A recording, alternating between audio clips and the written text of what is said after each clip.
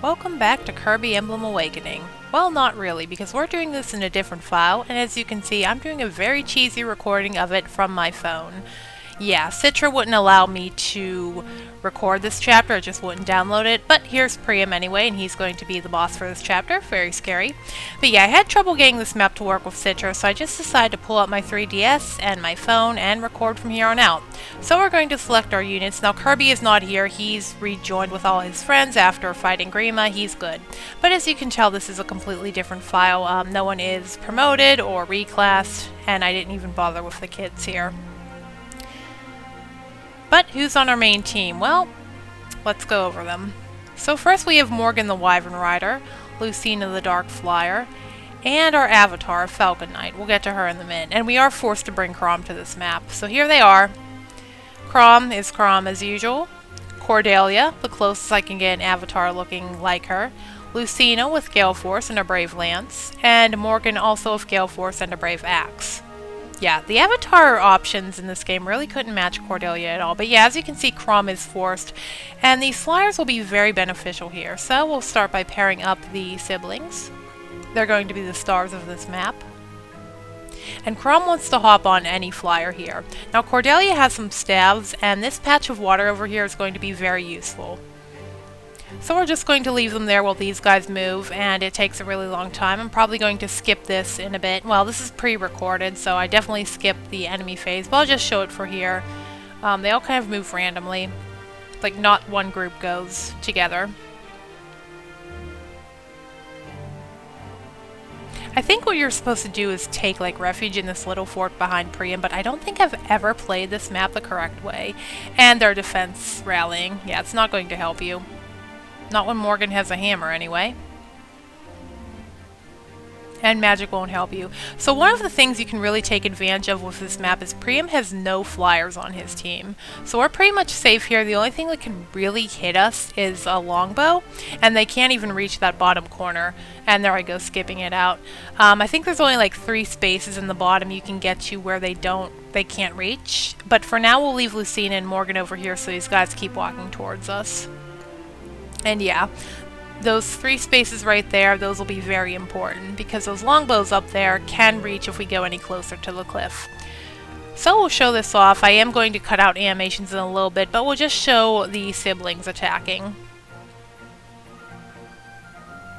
Morgan has trouble with these sword masters. He really can't hit them, so we need to use Lucina for them and Morgan for basically everything else. The warriors on this map can also spawn with counter. So we'll have to go around the map checking for this. Yeah, easy win there. And then Lucina's going to proc Gale Force, which means Morgan now has a turn. And just checking for counter on this guy. I will shuffle the DS up a little bit just so I can see. What I'm doing here is I'm recording this from a phone on a phone stand on a pile of books, and I have to kind of lean my head over to see the bottom screen. And yeah, Morgan and Lucina are just going to proc everything, so in the end it really doesn't matter what weapons we're using. Now he procs it and they can fly to safety, and these guys really don't know what to do next except stand there. So we're going to abuse this for the next couple of turns.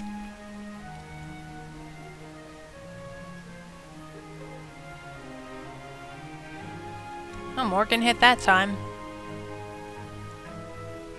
Now I do mess this sequence up a bit with Gale Force, and that's why Cordelia down there has a rescue staff in case I do misclick or forget I use Gale Force already. She also has some physics staffs to heal because Lucina might not proc Aether all the time, and they may just need some extra help. I have failed this chapter in a recording attempt. I've accidentally misclicked by having to fumble with the DS with a phone in front of your face. It's kind of hard to do. So I do feel like the gameplay is a little sloppy, and here we just turn off the animations. Cool. And back to this. So yeah, you can see what's going to happen for most of this map. Just really a cheesy way I've always dealt with this map, because I think it's supposed to be one of like the final challenges of this game, excluding DLC. So it is a pretty tough one, but with flyers you can cheese anything.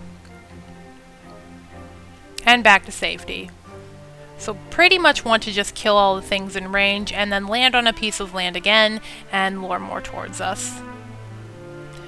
The theme I have for this video, by the way, is called Champions. I think it's a remix of one of the Path of Radiance themes. I'll play it here for a little bit, and then they'll switch to the Ablaze version, in case you're interested in that. But it is the music that regularly plays in the chapter, because if you can't tell, I am doing this post-production. I wasn't really going to talk while fumbling with the 3DS. Yeah, and this is also a good opportunity to show off the kid characters, because I didn't really do that in the Kirby Emblem playthrough. So we have two of the most broken kids, well, depending on who the parents are, but Morgan and Lucina with Robin Mother is pretty broken pairing, also very popular. Sorry, Sumia fans. She's with Kirby. And speaking of which, I don't know if I'm going to use... Well, I want to try and use the kid characters when I play Conquest next. The problem is Conquest, I'm not that great at that game, so I kind of need to use every good unit available.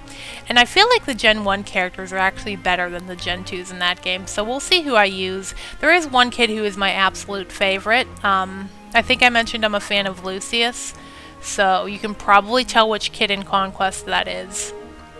And here, of course, we have to take out the longbows. They are the most threatening thing to both Morgan and Lucina and Cordelia, but Cordelia is pretty much going to stay in this corner and just checking her range. I think I may have messed this up. Oh, nope, we're still going. Speaking of level ups, Morgan and Lucina have, I think in this file, I played it a while ago, they've pretty much capped everything, so they're not really going to get too good in levels. They're already fine as is for this. And we're just going to park ourselves right here, letting these guys move closer, including Priam. So Priam, I did want to take some time to discuss him, because Priam is, an interesting character to me, not for good reason. So the whole thing with Priam when this game came out was kind of like, oh, Ike's not gay, he has a descendant. Well, the thing about that, I personally like to imagine he is the child of Mist and Boyd. I think he kind of looks like Boyd, and it would work because he can still be Ike's descendant because of Mist. It's like Marth and Henri, he's kind of like a nephew in that sense. But one thing's for certain, I don't think Priam at all is related to Alencia. There's no way. That's also kind of a pairing that, I think I may have mentioned this in my Tellius playthroughs, it kind of ticks me off because Ike would just be so miserable if he married Alencia and had to live in court. Like, Ike hates the noble life, and that people who ship him with Alencia kind of don't see that. Why would you want Ike to be miserable? So I don't really like that pairing, but I just don't get the people who are all happy about Priam kind of trying to deconfirm Ike as being Ike. I have some theories about this that, well, one is that the writers of this game and the writers of Tellius were different. That is one big, like, thing people try and bring up in the whole argument. But another theory I have is that Ike was still, I mean, he's really popular now, but he was still pretty popular when this game released. When this game released, I think Brawl was still the most recent Smash game, and of course Ike was in that. So it makes sense that they're going to make the game, which is supposed to be the last game,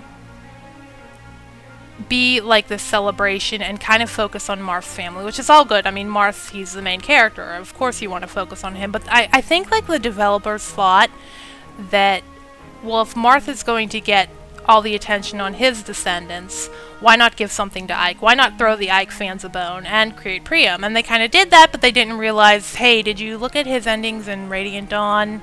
Did you see he's only with Thorn and Blue Cat guy, Ranulf? No? Okay. So I kind of felt like that fell on its face, but they're just trying to capitalize on Ike more. I also have a theory that if Roy were in Brawl when this game released, or if Melee was still like the most recent Smash game when this came out, I think that Roy would have gotten the Descendant, and that would have worked so much better. Because if you're familiar with Fire Emblem 6, Roy has like 6 waifus to choose from, and I feel like there wouldn't really be any heated debate if Roy had a Descendant showing up in this game. And people, of course, like FE7, and, you know, having Eliwood Roy a Descendant would be pretty cool. Or maybe even Lyn, possibly, I don't know.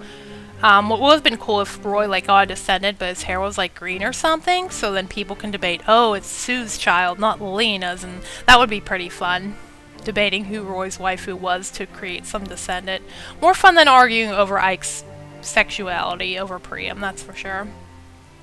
But I still like the idea of like being, well, I guess it is ambiguous because they never outright say it, but I like the idea of having a gay main character. I've mentioned this a few times. I think in 3 Houses I did with Edelgard, Yuri, and like Claude being a missed potential. So I like having the idea of like being not heterosexual pretty much. So yeah, that's why I ship Mist and Boyd for this. And Lucina does enough damage to kill him. Nice. Yeah, I think she's going to get a crappy level up here, but that's my whole spiel about Priam and my theory that I think he was just really thrown in to satisfy the Ike fans. And here we go for Rescue. I messed up there. But just to satisfy the Ike fans, and if Roy were still more popular at the time of this game's release, I think he would have definitely gotten the Descendant, and that would have been cool too. Our army is thinning down quite a bit now. The generals are going to have to be taken out by Morgan and his hammer. By the way, if you want to know, this video was recorded on a Samsung Galaxy S20. I guess that's why the picture is so crappy. I guess this is one point where having an iPhone would have been better. Hahaha, iPhone Samsung jokes. I really don't care, but I prefer Android, so sorry if you're an iPhone person, but it's just preference. The hardest thing was not to get it to shake, because the phone is stable, but the 3DS is actually in my hands, so that was kind of the hard part, and this did get painful after a bit, which is another reason why I wanted to turn off animations. Of course, not talk during actually recording this. And are we taking on Priam now? No, I think we're just going to go for the Swordmaster. It's nice to see present me doing this and past me kind of agree. Although this was recorded like less than a week before this voiceover. I don't think we're going to get that sparkly square either. And yeah, we're back to the point where we really have to stretch out our movement, so I think we may have to take on Priam soon.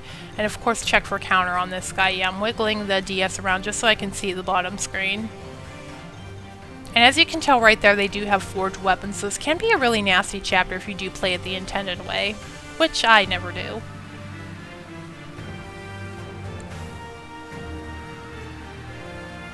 But yeah, that's my thoughts on Priam. So this video does go on for a bit longer, and I have changed by this point. I can't hear the music while I'm recording this now, but I've changed it to the Ablaze version of Conquest. No, Champions. Although Conquest is a song in this game too, but Champion Ablaze is playing now. So I guess I can explain, I never really did this properly back in like chapter 9 of Kirby Emblem. My theory on Sumia, well, it's not really a theory, it's just why I think people dislike her so much. So Awakening is kind of like a very sandboxy game, not to the extent of 3 Houses where you can make like anyone anything, but it still gives the player a lot of freedom in how they want to train their units and reclass them and pair them, so you do have a lot of freedom. I mean, yeah, compared to like 3 Houses it's not as much, but for the game's time you can do whatever the heck you want pretty much. And I feel like people do really like games that give you a lot of freedom. For example, Minecraft. You can do whatever the heck you want in that game, which is why it's so popular. I mean, I've played it for a little bit, and I can understand why it's so popular. But in a game that gives you a lot of freedoms like this, Sumia is very limiting, in my opinion. She has I think the worst thing about her is her limited support pool. She only has 4 people to support with, whereas everyone else, aside from Chrom, has a whole cast. Chrom, it's understandable why he's limited, because they have to write special scenes for him. But Sumia really has no excuse. Ouch, that was scary. Sumia has no excuse to be so limited. Like, the game wants you... I mean, it's obvious the game wants you to pair them, but, like... I don't know, you're a player and you think, oh, I want to pair my female avatar with Chrom. And the game's like, nah, here's a cutscene with Sumia. Oh, I want to pair Olivia with Chrom. Well, they're together in the opening movie, and people don't really like... When you have this much freedom, people don't really like being told what to do. I know I'm pretty defiant in that, like, you want me to pair him with Sumia? No, I'm not going to do it, game. Sorry. But that's my reason as why she's not as liked. I mean, I don't think it's as bad now, the hate for Sumia, but she did get quite a lot of hate back in the day. But I think that's why. She's kind of like... She's a limiting character in a game with a lot of freedoms, because I think personally her and Stall would be adorable together, and they'd really help him out giving him speed, but nothing we can really do about that. But at least I got to show her off a little bit better, because I do prefer Cordelia in my runs of Awakening. Speaking of Cordelia and child units, I don't know if I'll ever play Birthright on the channel, but if I do, there is a certain someone I would like to use. Although, what hair color I'm using, I don't know. You can get red on her, but you can also get Crom's shade of blue if you pair her father with the right person. That's something else I'd like to try. And plus, it makes her really good. It makes her really good, so something.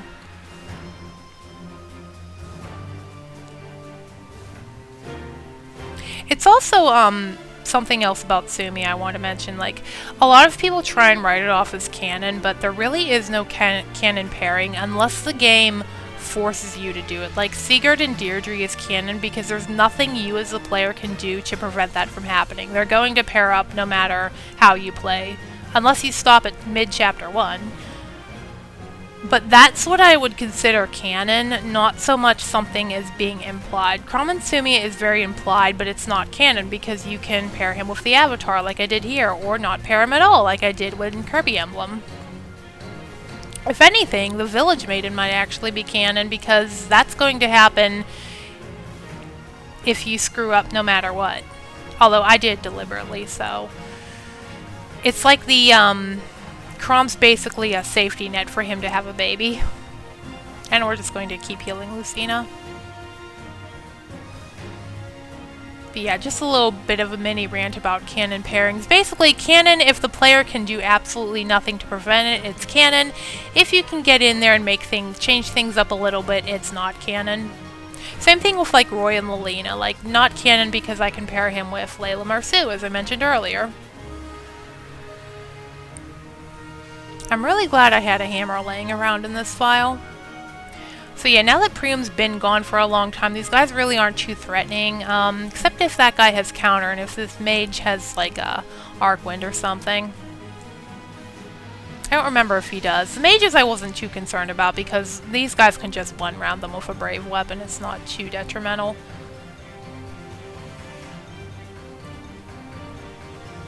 Yeah, I think I've looped them through like once or twice already at this point. It's been a while since I played this file. I think I played it like earlier this year because I knew I wanted to record this chapter, but there was no way I was getting it to work on Citra. It just doesn't really recognize the online, the extra stuff that you have to have Spot Pass for, I believe, to do these maps and to get like the einherjar characters. Like you can go and load up like young Tiki, for instance. And she does have a conversation with old Tiki in one of the DLCs, which is pretty cool, but couldn't show that off.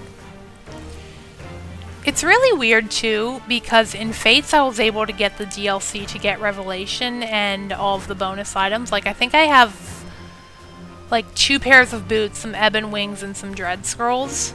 I was able to download that, which I will be using, by the way. And we're just going to get rid of that, and we have plenty more staves.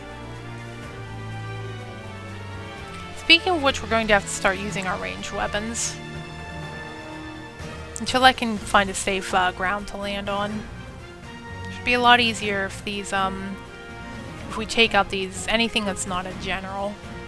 I'm pretty sure there's only a few generals that remain as the last one standing.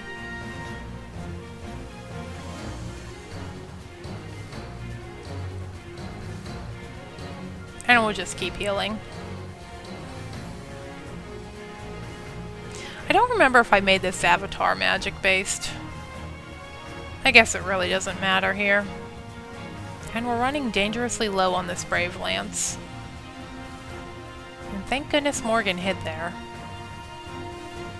Now, did I put another one on her? I don't remember.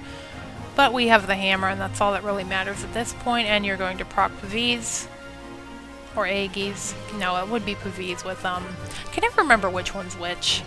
The one that, helps with defense. And I think now would be a good time to, yes, past me did it. We went on the land to just draw these guys out a little bit closer.